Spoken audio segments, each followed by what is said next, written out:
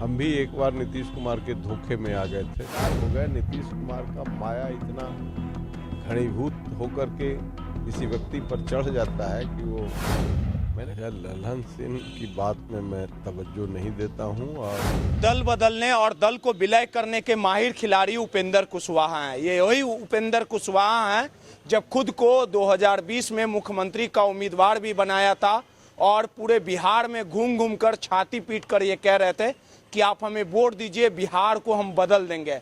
लेकिन जब 2020 के बिहार विधानसभा का चुनाव हुआ तो उपेंद्र कुशवाहा का खाता तक नहीं खुला और रालोसपा पार्टी का विलय उन्होंने जदयू में कर दिया।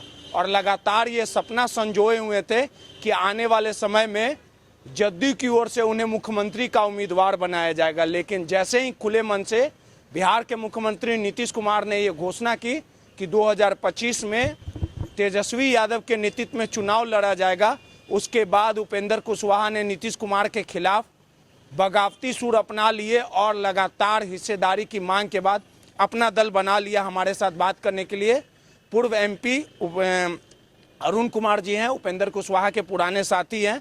उनसे बात करेंगे और समझने की कोशिश करेंगे कि उपेंद्र कुशवाहा जो अरुण कुमार जी के साथी थे, दल बनाते हैं और तुरंत विलय भी कर लेते हैं। आखिर ये जो दल लेके बिहार की सियासत में नया पारी खेलने के लिए निकले हैं, आखिर ये नया पारी कितना धमाकेदार खेलेंगे, तमाम चीज़ों को समझेंगे। सर, उपेंद्र कुशवाहा जी मुख्यमंत्री का सपना देख रहे थे, 20 में 21 में पार्टी विलय कर लेते, आप लोग पार्टी बनाए थे, आपके पुराने साथी भी हैं।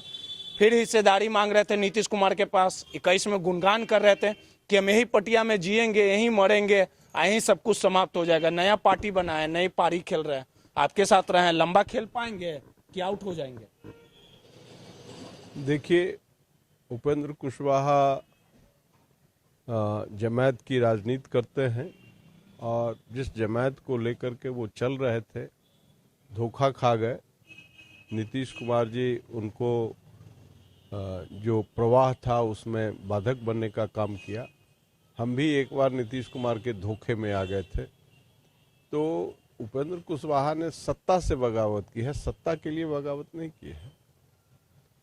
अरुण कुमार सत्ता के खिलाफ बगावत किया है, कभी सत्ता के में जाने के लिए बगावत नहीं। मुख्यमंत्री के खिलाफ बगावत, मुख्यमंत्री का कुर्सी के लिए बगावत किया उन्होंने। इसीलिए मैं कह रहा हूं कि वो गलतफहमी के शिकार हो गए थे।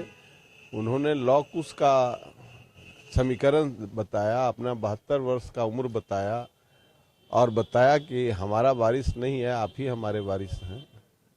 तो इसके शिकार हो गए। नीतीश कुमार का माया इतना घनीभूत होकर के किसी व्यक्ति पर चढ़ जाता है कि वो, मैंने कहा कि मैं खुद एक बार आदमी के व्यक्ति के बीच में कुछ लालच जो होता है ना, वो अंधा बना देता है। तो आप ये नहीं मानते, मान लीजिए आप एक बार माया में फंस गए, ये उपेंद्र कुशवाहा 3 बार माया में फंस गए, राज्यसभा। बिल्कुल बिल्कुल बिल्कुल, हम इस बात से सहमत है।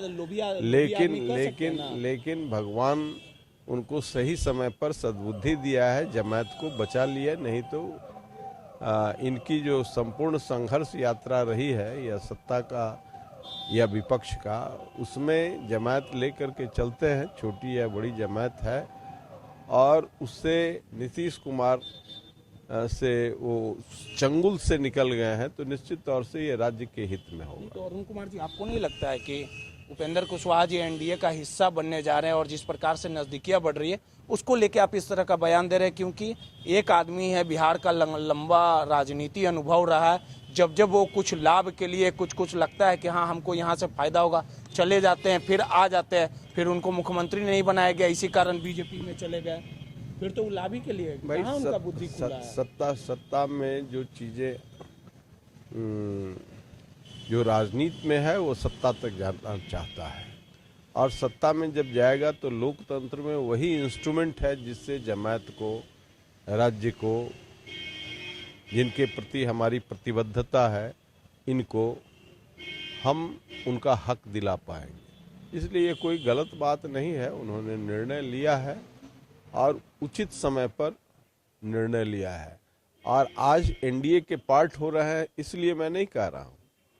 मैं पहले भी, मेरा रिकॉर्डिंग आप देख लीजिए, मैं पहले भी 1 महीना पहले, 20 दिन पहले, 2 महीना से मैं कह रहा हूं कि मुक्त होइए।